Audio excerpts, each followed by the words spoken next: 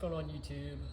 It's your boy Redhead Racing here, Gray's Garage, and it's been a while since I've uploaded. I think it's been about a month or so.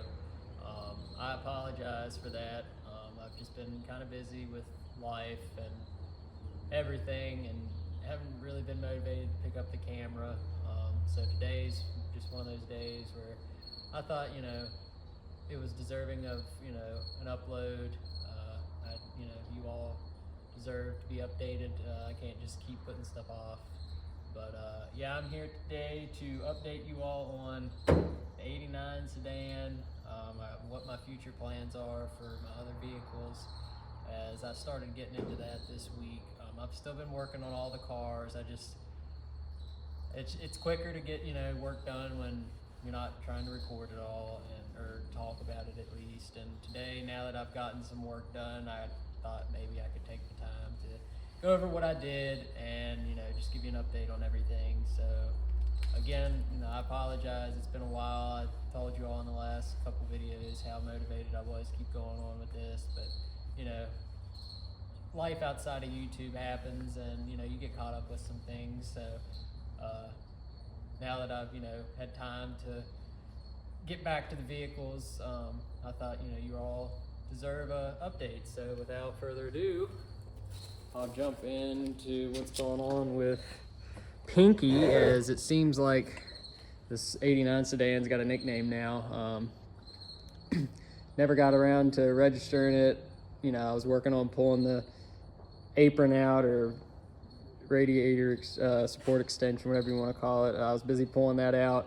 So I was just worried about fixing the car first before I got it registered. And then of course one morning, my wagon, I was working on the wagon doing brakes and calipers, or rotors and pads, and my caliper seized up on the driver's side. So I had to take the whole piston apart, or caliper apart, and the piston was seized. And I had to take that to work, but the problem was I couldn't drive the wagon. This, I hate driving this in the cold. Maybe I should probably, yeah. The CRX, it does terrible in the cold. It has a very poor cold start when it's like below 60, and I have to manually idle it, and that's a pain. So I didn't really feel like driving that. I should have. And then this, I'll get into in a little bit, but basically I was stupid enough to try to drive this one morning and got pulled over. Luckily the officer was very, very, very, very, very understanding and nice, and just let us go with the tickets. He didn't tow me or anything. So got that thing registered. Right now you see I got the jack under it. All I'm doing is adjusting the suspension. So what I've done, I don't remember if I had told you all, but I put all new suspension components on the brown sedan a couple years ago. Car's never been driven, so technically, all the suspension still has 0 miles on it.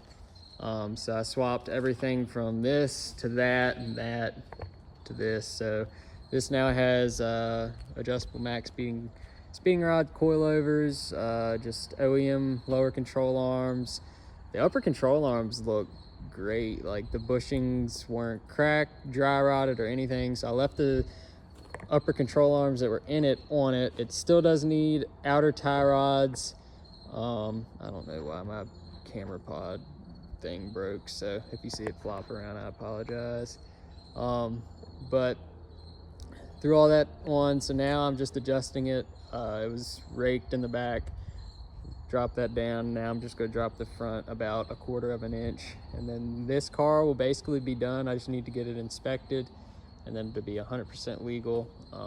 Just clutch in it.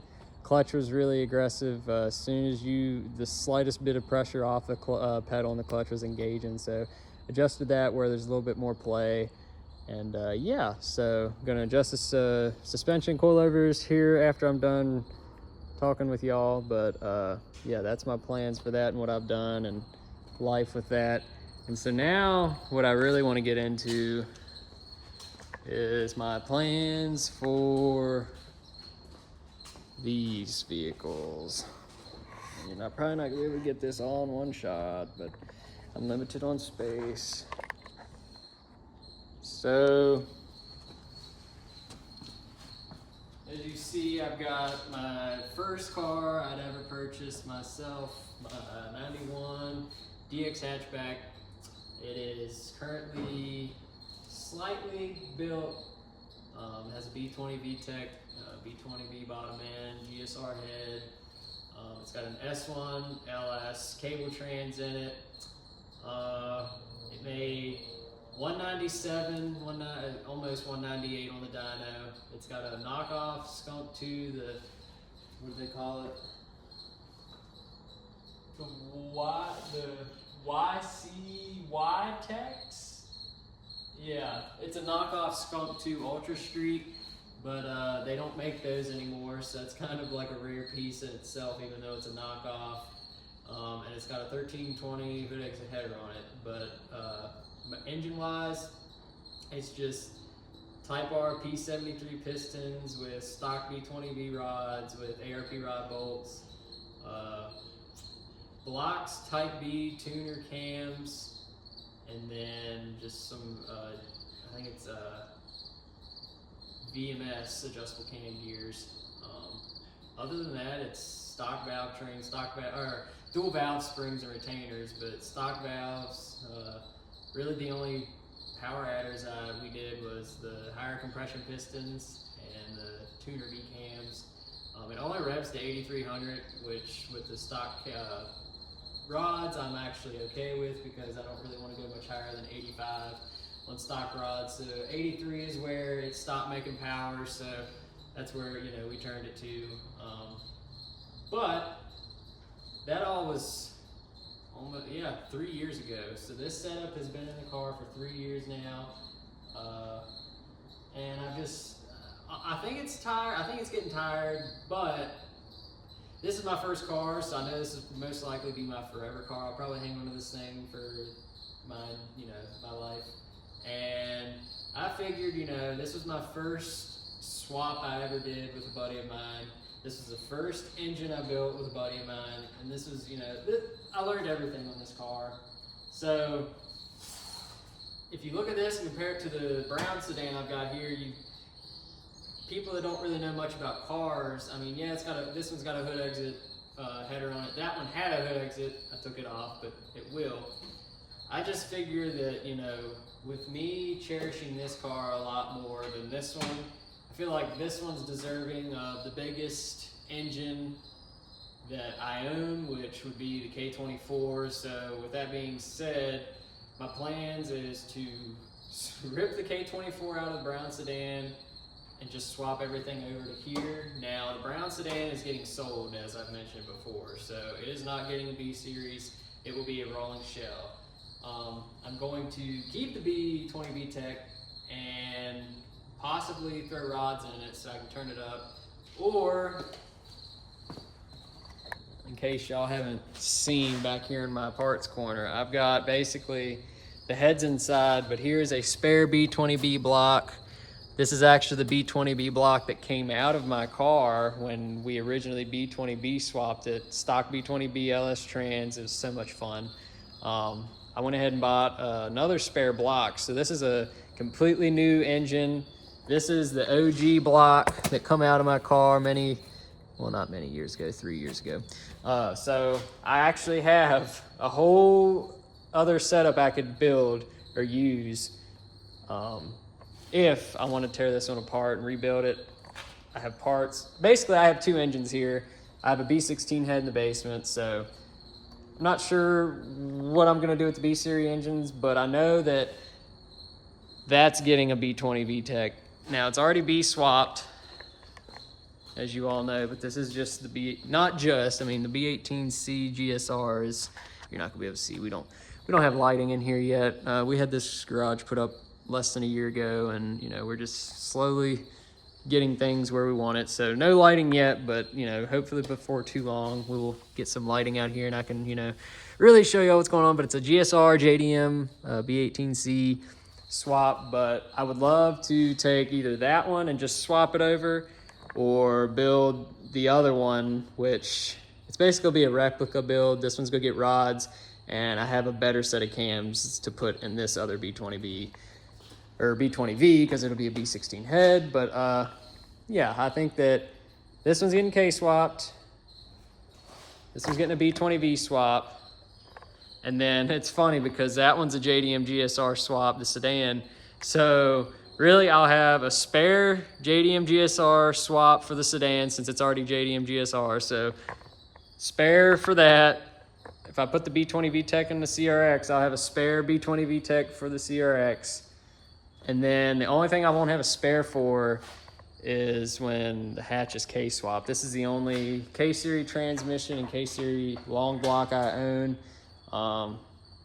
Still learning with them. They're slightly different than the old style B-Series, but I mean, it's a Honda regardless. It's pretty simple compared to some other applications. But yeah, I'll eventually get to, you know, maybe a spare. I definitely need a spare transmission. I know I haven't had any experience yet, but I know that those are glass. And this one is actually, I mean, I'm sure other people have done it, but this is a custom setup. This is a K20 Z3 with a Type S shift selector swap, ring gear, so I could run a mechanical VSS, if you can't see, which is right there.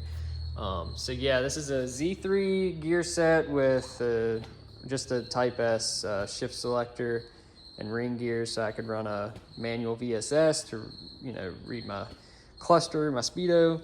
But yeah, I'll have to get a new transmission. Well, not a new, but you know what I mean. I'll have to get a backup transmission most definitely.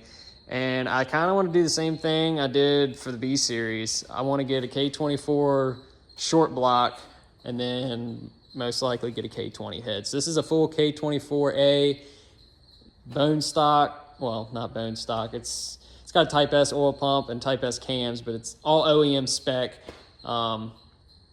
Yeah, so if I was to get a spare engine for this, you know, I'd most likely go with the K24, K20, but that'll be far in the future. For now, yesterday I pulled the harness out, got the shifter cables disconnected, got the clutch line disconnected, got the header off, sitting over there. So really all that's left is to pull the axles, and she should be ready to yank out of there. So once this thing's got the engine transmission out of it, I'll just set it aside and then do the same thing.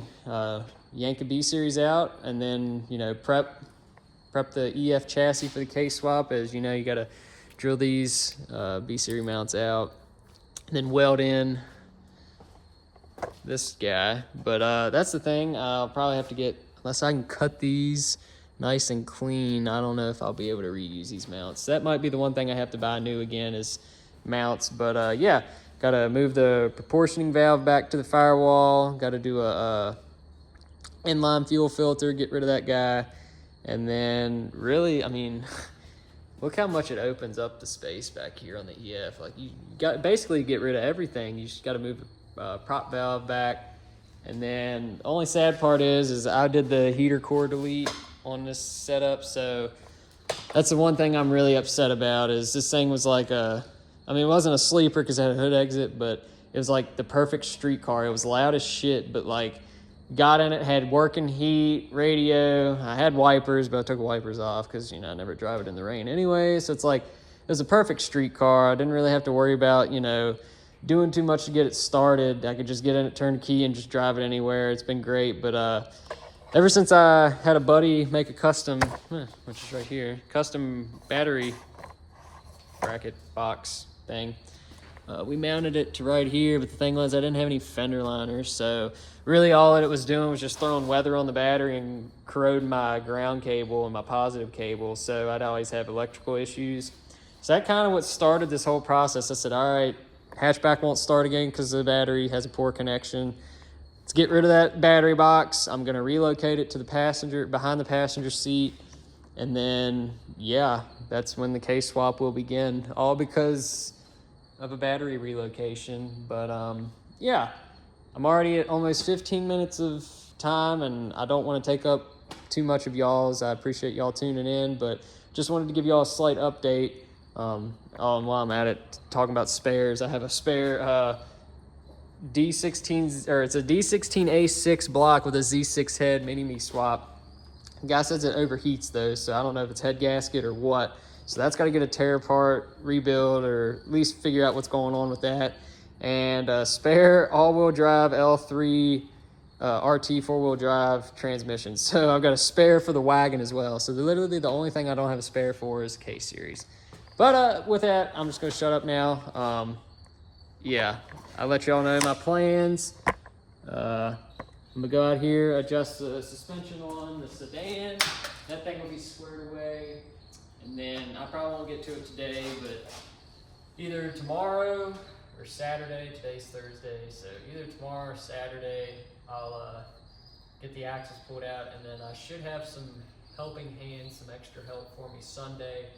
We'll get this thing yanked out of here, and next week I'll start yanking this out. So here in the next month or so, both of these are going to be rolling shells. This one's going to be for sale. This one, obviously not. But the plan will be to get this thing K-swapped, running, and hopefully make it to spring H-Day 2025 it would be. So 2 years ago, no, a year and a half ago, not this past spring, but the spring before, I took this exact same car the way it is up to H-Day on Coasies, and the communication up there just isn't great. You always have to be present at the grandstand type of stage they have, and if you do that, you don't get to enjoy the event. You can't watch a drag race, and you can't see the cars in the car show. So if like you go up there to win awards, you're not going to enjoy the show.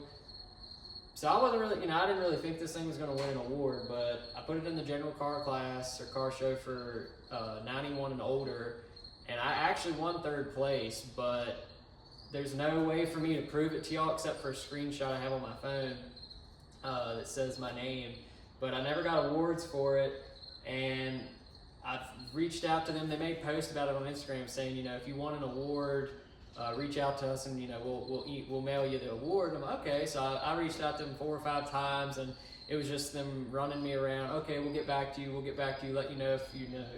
I sent them pictures of the car, and they just never got back with me. So that kind of rubbed me the wrong way. So I figured if this thing could win 3rd place with semi-built B20 VTEC, that if I was to K-swap it, make it really gnarly, put some big fat tires on it, I think that, 2nd or 1st place, in the general, this isn't VIP, but in the general car class, 91 and older, I think there's a chance that I can win. So ever since, I didn't get my 3rd place trophy, even though 3rd place, is 3rd place, that meant a lot to me. I've got a screenshot on my phone, so at least I know I've won an award with this. I just don't physically have it to prove it. So I think that's what's motivated me to make this decision to go ahead and just K-swap this thing, put the biggest engine I got in it, basically make this, my go big or go home car, just balls to the wall with, my first car, the one I know I'm going to keep forever. So yeah, just wanted to give y'all an update on my plans for everything and what's going on. And again, I apologize, it's been a while. I don't know, maybe once or twice every month. I don't know about every day recording, it's tough.